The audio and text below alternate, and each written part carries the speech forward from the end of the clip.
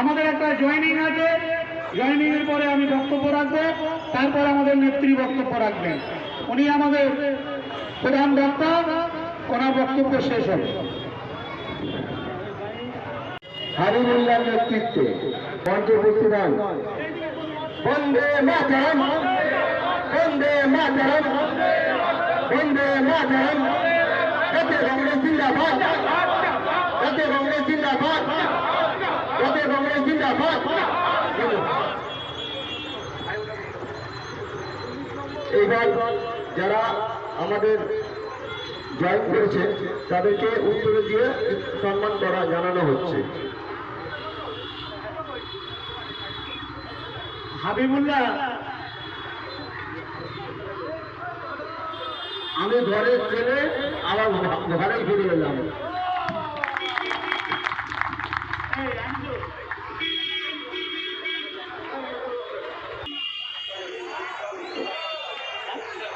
ফিরাউদ্দিন মন্ডলকে কলিম মন্ডল,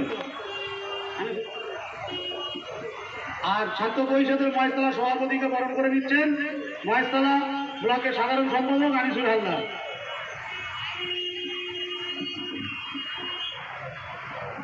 আপনারা অনেক মূল্যবান সময় দিয়ে দাঁড়িয়ে আছেন, প্রায় 50 মিনিট দাঁড়িয়ে আছেন। এটা আমি মহেশতলা ব্লক কংগ্রেসের সভাপতি হিসেবে আমার কাছে অনেক কিছু কম, অনেক আপনাদের কাছ থেকে পেয়েছি যে আপনারা এতক্ষণ সময় দিয়ে দাঁড়িয়ে আছেন আমাদের এই প্রোগ্রামের জন্য। আপনাদের আন্তরিক অভিনন্দন ও বুক ভরা ভালোবাসা। বন্দে মাতরম। সদ্য আজকে এই সভার সভাপতি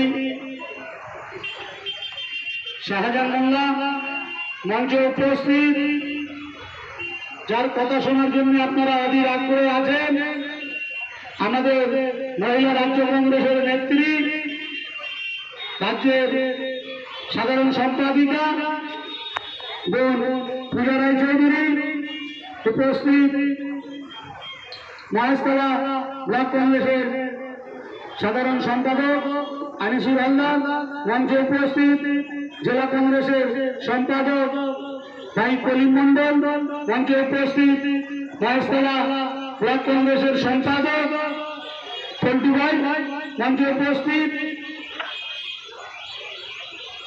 মহেশতলা ব্লক কংগ্রেসের সাধারণ সম্পাদক সন্দীপ নস্কর মঞ্চে উপস্থিত। লড়াই করে সিম্বল ছিল না, যখন মঞ্চে উঠছে সেখানে অ্যানাউন্স হচ্ছে Indian only legend Rahul Gandhi. সেই রাহুল গান্ধী সৈনিক আমরা, আমার নেতা, আপনাদের নেতা, জননেতা, দেশের নেতা, দেশের নেতা। সে যখন বলছে যে 1 বছরের ভিতরে কেন্দ্রের সরকার পড়ে যাবে, তো ইনশাল্লাহ পড়েই যাবে। রাহুল গান্ধী যা বলে তা করে। আরেকজনের কথা না বললেই নয়, এই আগ্রায় দাঁড়িয়ে দীর্ঘদিন কংগ্রেসের ঝান্ডাটা ধরে আছে, সে কিন্তু সব জায়গায় আসে না। হ্যাঁ, পরিশ্রম করে।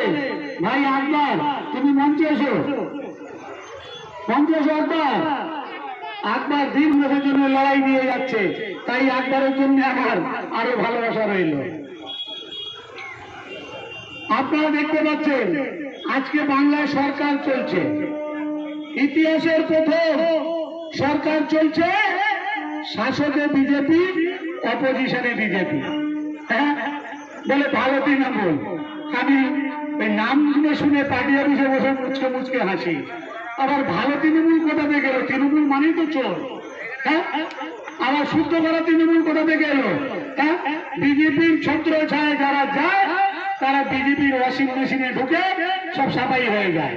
হ্যাঁ, আমি দেখতে পাচ্ছি বিভিন্ন প্রান্তে, বিভিন্ন দিকে, এই মহেশতলার বিভিন্ন ওয়ার্ডে মানুষ জলমগ্ন, এখনো বর্ষা পুরোপুরি নামেনি। হ্যাঁ, এক পশলা বৃষ্টি হয়েছে 10 মিনিট 15 মিনিট, তাতে 22 নম্বর ওয়ার্ডের জালকুড়া জলের তলায়, মহেশতলা 20 নম্বর ওয়ার্ড 136 পাট জলের তলায়, 138 পাট জলের তলায়।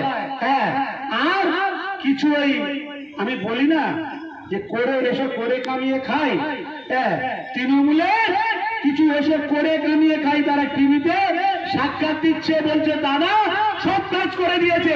চলে সন্তান তারা, চলে সন্তান তারা, তারা দেখুন রাস্তা, দেখুন কি অবস্থা, চলে নিয়ে এসো।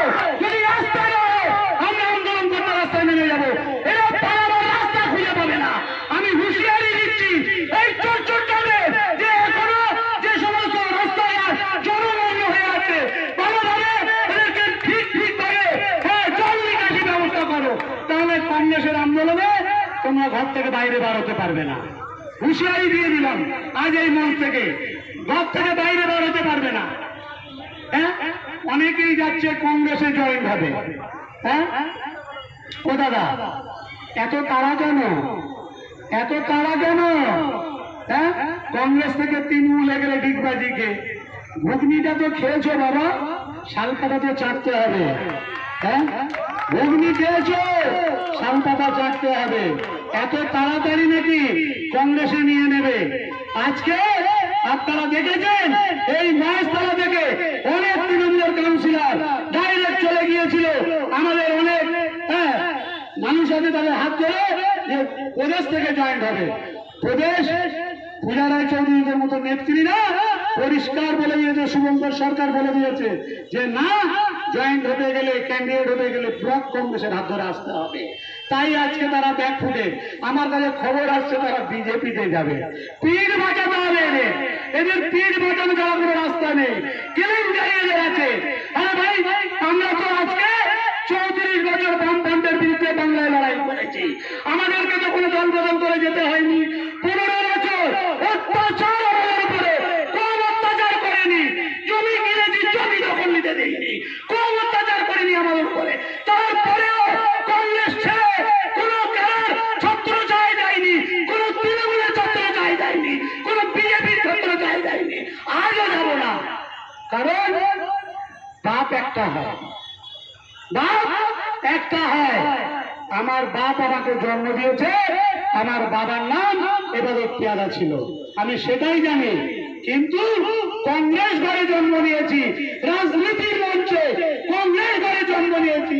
তাহলে কংগ্রেস ঘরে জন্ম নিয়ে কংগ্রেসটা আমার মা, কংগ্রেসের গর্বে জন্ম নিয়েছি, হাতির ছত্রছায়ায় জন্ম নিয়েছি রাজনীতির মঞ্চে। তাহলে মরার শেষ দিন পর্যন্ত কংগ্রেসের ছত্রছায়ায় থাকবো না।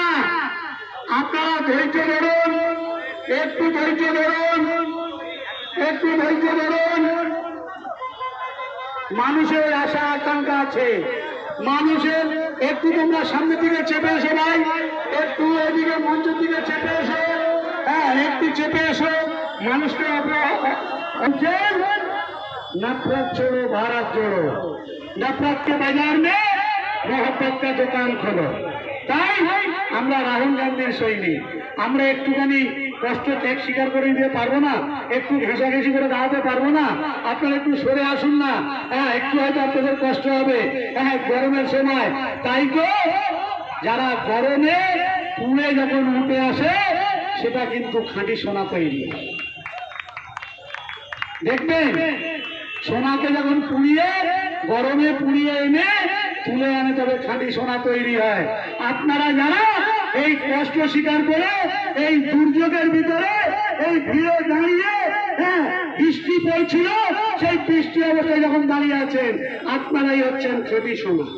আপনারাই কংগ্রেসের সৈনিক, আপনারাই রাহুল গান্ধীর সৈনিক।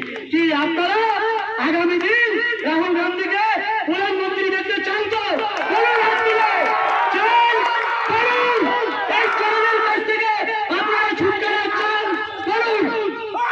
আমরা এখন দেখতে পাচ্ছি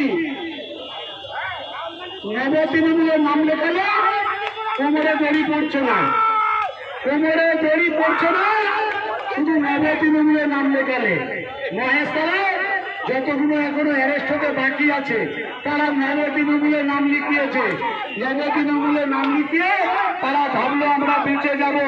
আমি এই মঞ্চ থেকে হুঁশিয়ারি দিয়ে যেতে চাই, আপনারা বাঁচতে পারবেন না। এই শয়ে শয়ে, হাজারে হাজারে কংগ্রেস কর্মী সৈনিকদের দেখে নিন। আমি কিন্তু প্রশাসনের দ্বারস্থ হব। চোরেরা কেন জেলের ভাত খাবে না? চোরেদেরকে ধরতে হবে, জেলে পুরতে হবে। চোর ধরো, জেল ধরো আন্দোলন মহেশতলা জাতীয় কংগ্রেস গড়ে তুলবে। এই হুঁশিয়ারি আমি এই মঞ্চ থেকে প্রশাসনকে দিতে চাই। আপনাদের কাছে যাদের নামে ডায়েরি হয়েছে, কেস হয়েছে, তাদেরকে অবিলম্বে গ্রেফতার করুন, নাহলে কংগ্রেস রাজপথে থাকবে, কংগ্রেস রাজপথে থাকবে। এই হুঁশিয়ারি দিয়ে গেলাম। আর আগামীকাল আপনারা আমাদের সাথী বারাইপুর যে নির্যাতিতা, নাবালিকা নির্যাতিতার যে ঘটনা, তার প্রতিবাদে কালকে ডাকঘর জাতীয় কংগ্রেসের পার্টি অফিসের সামনে থেকে বাটার মোড় পর্যন্ত মোমবাতি মিছিল হবে। আপনারা আমাদের সাথ দেবেন তো? নির্যাতিতা নাবালিকা বাচ্চার উপরে যেভাবে নর্মদে অত্যাচার হয়েছে, আসল আসামিদের ধরার জন্য আপনারা আমাদের সাথ দেবেন তো? দেবেন? বলুন। আমরা অন্যায়ের প্রতিবাদ চাই, অন্যায়কারীর শাস্তি চাই। যেভাবে অভয়ার নির্যাতিতার জন্য আমরা মাঠে নেমেছিলাম, সেইভাবে বারাইপুর কাণ্ডে আমরা নামতে চাই। শুধু একটু আগে আসুন, গাড়ি ঘোড়া জাম হয়ে গেলে এই রাস্তা অচল হয়ে যাবে। আপনারাই আমাদের সম্পদ, একটু আগে আসুন। তাই আপনাদের বলবো, আমার অনেক দূর থেকে ছোট বোন পূজা রায় চৌধুরী এসেছেন। আপনারা অনেকেই বলেছেন দাদা আপনাকে অনেক কিছু বলতে হবে।